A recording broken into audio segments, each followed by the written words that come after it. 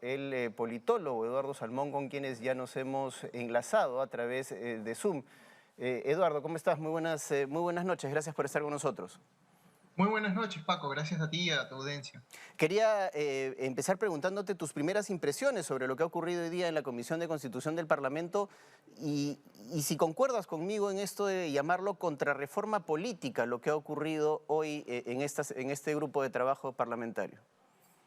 Concuerdo plenamente con lo que acabas de decir. Es más, yo creo que ha sido un error de muchos espacios haber llamado como una medida saludable la aprobación de la bicameralidad, porque no era ninguna bicameralidad, ha sido una constancia de mantener la reelección congresal, ¿no?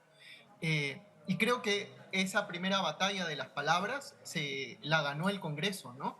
Y por eso muchos cayeron en la trampa, porque en realidad lo que había era la eliminación de las primarias, lo cual se traduce simplemente en eliminar la competencia política, no abrirse a la ciudadanía, y sobre todo fortalecer el papel de las cúpulas, ¿no? En realidad esto ni siquiera fortalece a los partidos políticos, que es lo que seguro va a argumentar el Congreso.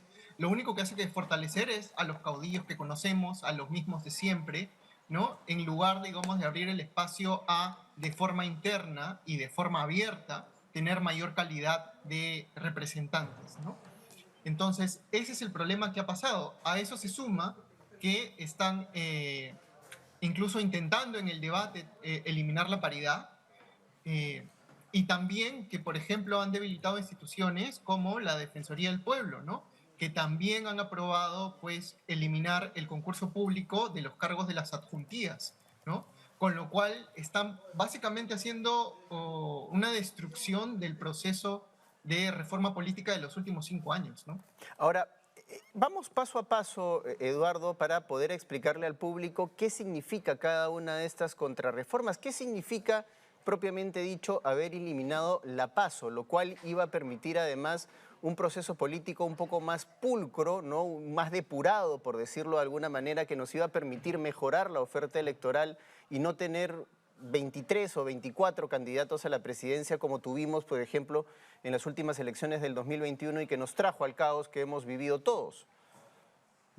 Implica que de manera interna, primero, se esté abierto a la ciudadanía, que cualquiera pueda votar por los referentes que considere que son los mejores representantes dentro de un partido, y implica de manera interna dentro de los partidos que digamos que no se establezcan cúpulas en las cuales se prepondere determinadas candidaturas, ¿no? Sino que realmente sean todos los militantes quienes realmente decidan quiénes son más representantes y más los candidatos más fuertes a la interna para poder competir electoralmente hacia afuera, ¿no? Ahora, hay otro elemento importante que es que se ha vuelto a los adherentes dentro de la formación de partidos políticos. Es decir, ahora se requieren 700.000 firmas de adherentes para inscribir un nuevo partido político y con esto se acaba pues por finalmente tirar al tacho esta reforma que se había hecho anteriormente en el que se hablaba más de militantes que adherentes para poder finalmente conseguir las firmas y tener un partido político. Sí, lo que premia eso es que quienes tengan más capacidad, digamos, más dinero para poder realizar estas maquinarias con adherentes, sean quienes realmente se inscriban, ¿no? Entonces, con eso limitas también, de alguna forma, la participación, ¿no?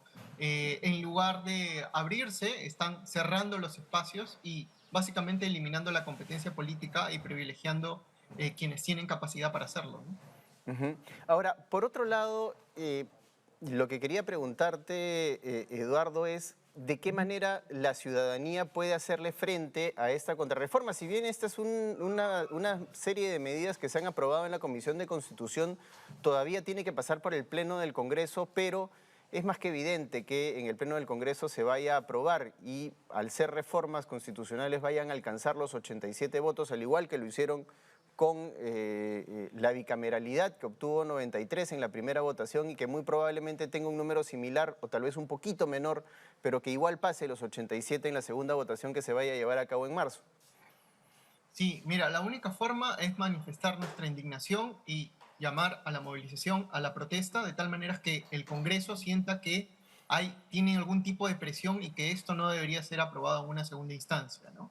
Es lo único que queda, el único frente a la situación que estamos viendo donde hay una clara coalición autoritaria, es la ciudadanía es el único frente, porque los frentes institucionales ya prácticamente los perdimos todos, ¿no?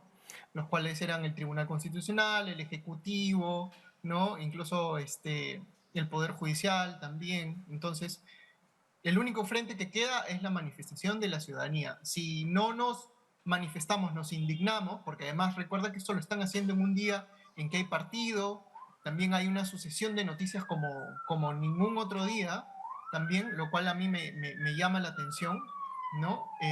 Incluso con este tema, esta actitud de la policía que deploro de hacer una revisión de identidad a la entrada de los estadios, ¿no? Lo cual es muy llamativo, porque yo estoy seguro que la misma policía sabe que eso no es realmente muy útil, ¿no? La policía está, creo yo, una institución muy politizada últimamente. Eh, entonces, el único frente que queda para hacer contingencia a esta situación es la ciudadanía. No hay otro espacio, Paco.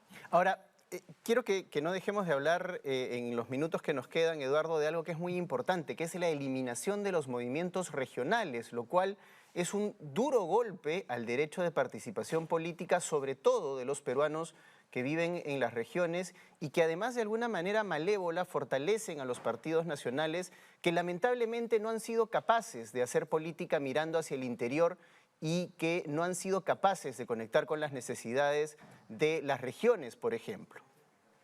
Sí, hay una cosa previa que quería decir, Paco, también, que es lo que vuelven al voto preferencial, ¿ok? Así Y es. esto también es importante porque genera, digamos, nuevamente, ellos van a aducir seguro que buscan fortalecer los partidos y al final están minando los partidos porque están privilegiando los individualismos, ¿no?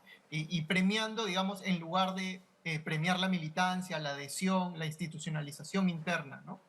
Ahora, con respecto a lo que dices de los movimientos, es cierto, porque parece que no aprendimos nada, Paco, en el sentido que uno de los mensajes que nos ha dejado la pandemia estos últimos años es que tenemos un problema de una centralización que debe acabar, ¿no? Y la manera de responder con la recuperación de la democracia fue justamente dar representación política a las regiones y a los movimientos regionales. Fue parte de la reforma, digamos, con la caída de Fujimori, ¿no?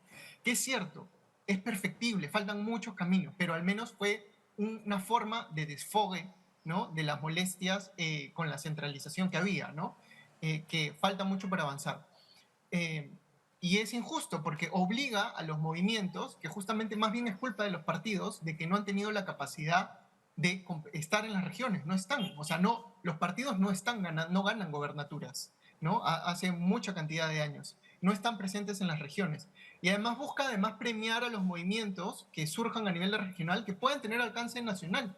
Un ejemplo de eso fue Somos Perú, por ejemplo, ¿no? Ujú. Somos Perú inició como un movimiento regional, Municipalista, local, básicamente. así es, y que llegó a tener presencia a nivel nacional, ¿no? Y se erigió como partido político.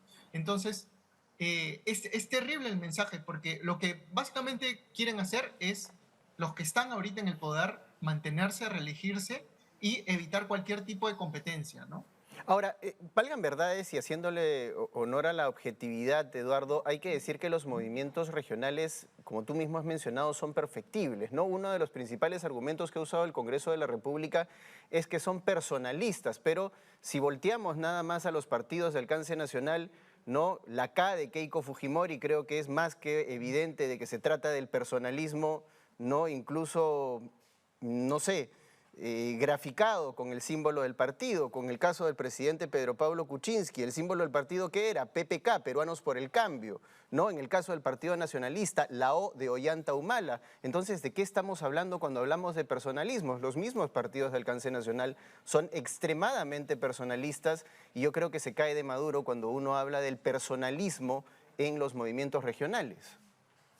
Y el personalismo es una característica desde el Fujimorato que se instauró, ¿no? Digamos y que hay que buscar cambiarlo y para eso eran las reformas. Pero lo que estamos viendo es un contrabando y como bien iniciaste, ¿no? Son contrarreformas, ¿no? En realidad están acentuando la crisis de representación que tenemos.